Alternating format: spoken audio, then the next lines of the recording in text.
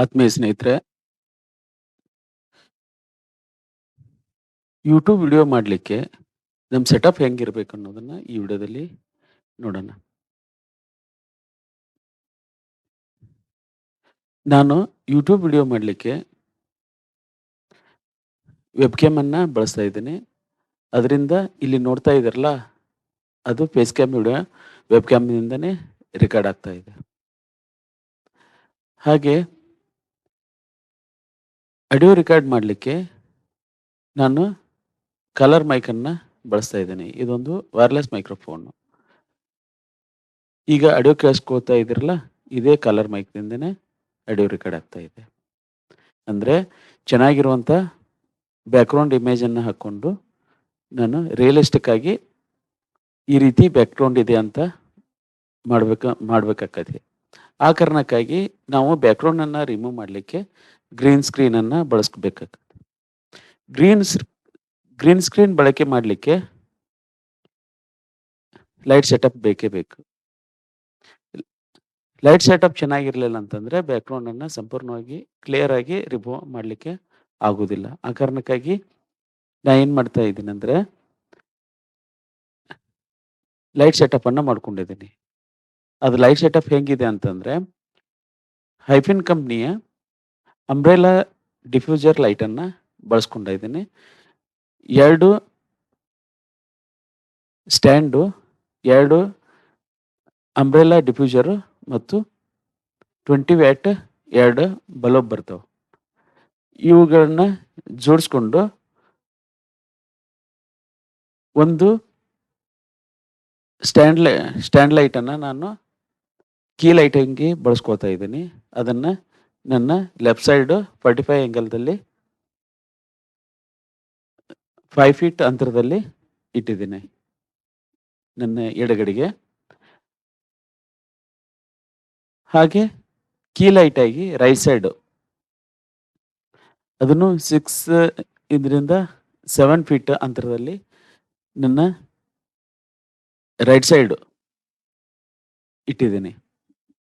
ಹಾಗೆ ಇಲ್ಲಿ ಬ್ಲೂಯಿಶ್ ಆಗಿ ಬ್ಲೂ ಲೈಟ್ ಕಾಣಿಸ್ತಾ ಇದೆಯಲ್ಲ, ಅದಕ್ಕೆ ನಾನು LED ಪ್ಲೇಟ್ ಲೈಟನ್ನು ಬಳಸ್ಕೊಂಡಿದ್ದೀನಿ. ಇಷ್ಟು ಲೈಟ್ ಸೆಟಪ್ಪು.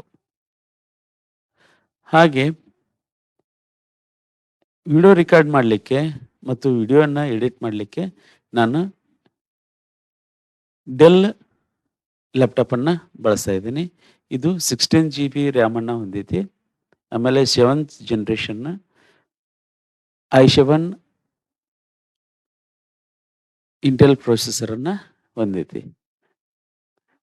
ಇದರ ಸಹಾಯದಿಂದ ನಾನು ವಿಡಿಯೋನ ಮಾಡ್ತೀನಿ, ವಿಡಿಯೋನ ಎಡಿಟ್ ಮಾಡ್ತಾ ಇದ್ದೀನಿ.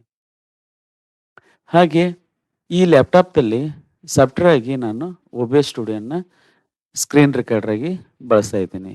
ಈ ಸ್ಕ್ರೀನ್ ರೆಕಾರ್ಡರ್ ಇದೊಂದು ಓಪನ್ ಸೋರ್ಸ್ ಅಪ್ಲಿಕೇಶನ್ ಆಗಿದೆ.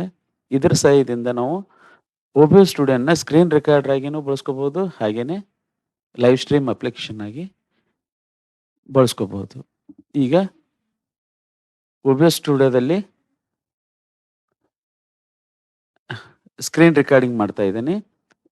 ಆಮೇಲೆ ನಾ ಬಳಸ್ತಾ ಇರುವಂಥ ವೆಬ್ ಕ್ಯಾಮನ್ನು OBS ಸ್ಟುಡಿಯೋದಲ್ಲಿ ಆ್ಯಡ್ ಮಾಡಿ ಕ್ರೋಮಾ ಕೀಯನ್ನು ಅಪ್ಲೈ ಮಾಡಿ ಬ್ಯಾಕ್‌ಗ್ರೌಂಡನ್ನು ರಿಮೂವ್ ಮಾಡಿದ್ದೀನಿ. ಹಾಗೆ ಒಂದು ಬ್ಯಾಕ್‌ಗ್ರೌಂಡನ್ನು ಇಮೇಜನ್ನು ಹಾಕಿದ್ದೀನಿ. ಈಗ ಇಲ್ಲಿ ನೋಡ್ತಾ ಇದ್ದೀರಲ್ಲ, ಇದೊಂದು fake video setup. Green screen ಸಹಾಯದಿಂದ ಈ ರೀತಿ ಆಗಿದೆ. ಈ ರೀತಿಯಾದ ಸೆಟಪ್ಪನ್ನು ಮಾಡಿಕೊಂಡು ನಾವು ಈಸಿಯಾಗಿ ಯೂಟ್ಯೂಬ್ ಕಂಟೆಂಟನ್ನು ಕ್ರಿಯೇಟ್ ಮಾಡ್ಕೋಬೋದು. ಆಮೇಲೆ ಇಷ್ಟು ಮಾಡಲಿಕ್ಕೆ ಯಾವುದೇ ಜಾಸ್ತಿ ಖರ್ಚಾಗಲ್ಲ. ಆಮೇಲೆ ಯಾವುದೇ ಅಪ್ಲಿಕೇಶನ್ನು, ಯಾವುದೇ ಮೈಕು, ಯಾವುದೇ ಕ್ಯಾಮ್ರಾವನ್ನು ಪರ್ಚೇಸ್ ಮಾಡುವಂಥ ಅವಶ್ಯ ಇಲ್ಲ. ಈಗ ಇಲ್ಲಿ ಬಳಸ್ತಾ ಇದ್ದೇನಲ್ಲ, ಒಂದು ವೆಬ್ ಕ್ಯಾಮು, ಆಮೇಲೆ ಒಂದು collar mic, wireless collar mic drum stone ಅನ್ನೋದು, ಹಾಗೆ 2 ಡಿಫ್ಯೂಸರ್ ಲೈಟು, ಒಂದು ಲ್ಯಾಪ್ಟಾಪು, ಆಮೇಲೆ ಸಾಫ್ಟ್ವೇರ್ ಆಗಿ OBS ಸ್ಟುಡಿಯೋನ ಬಳಸ್ಕೊಂಡಿದ್ದೀನಿ. ಇಷ್ಟು ಬಳಸ್ಕೊಂಡು ನಾನು ಈ ರೀತಿಯಾಗಿ ಕಂಟೆಂಟನ್ನು ಕ್ರಿಯೇಟ್ ಮಾಡಿದ್ದೀನಿ. ಈಗ ನೋಡ್ರಿ ಈ ರೀತಿ ಇದೆ. ಫಸ್ಟ್, ಸೆಕೆಂಡ್ ಈ ರೀತಿ ಇದೆ. ಹಾಗೆ ಥರ್ಡ್ ಒನ್ ಈ ರೀತಿಯಾಗಿ ಮಾಡ್ಕೊಂಡಿದ್ದೀನಿ. ಬ್ಯಾಕ್ಗ್ರೌಂಡ್ ಏನು ಇದೊಂದು 100% ಫೇಕ್.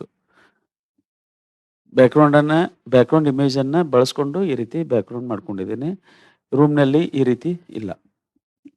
ಸ್ನೇಹಿತರೆ, ಇಲ್ಲಿವರೆಗೆ ನೋಡಿದ್ರಲ್ಲ, ನಾ ಬಳಸ್ಕೊಂಡಂಥ ಗೆಜೆಟ್ಟು ಮತ್ತು ಸಾಫ್ಟ್ವೇರು, ಇವುಗಳ ಸಹಾಯದಿಂದ ನಾನು ಈ ರೀತಿಯಾದ ವಿಡಿಯೋವನ್ನು ಮಾಡಿದ್ದೇನೆ. ಸ್ನೇಹಿತರೆ, ಈ ವಿಡಿಯೋ ನಿಮ್ಗೆ ಇಷ್ಟ ಆದಲ್ಲಿ ಲೈಕ್ ಮಾಡಿ, ಶೇರ್ ಮಾಡಿ, ಸಬ್ಸ್ಕ್ರೈಬ್ ಆಗಿ ಅಂತ ಕೇಳ್ಕೊತಾ ಈ ವಿಡಿಯೋನ ಮುಗಿಸ್ತಾ ಇದ್ದೀನಿ. ಧನ್ಯವಾದಗಳು.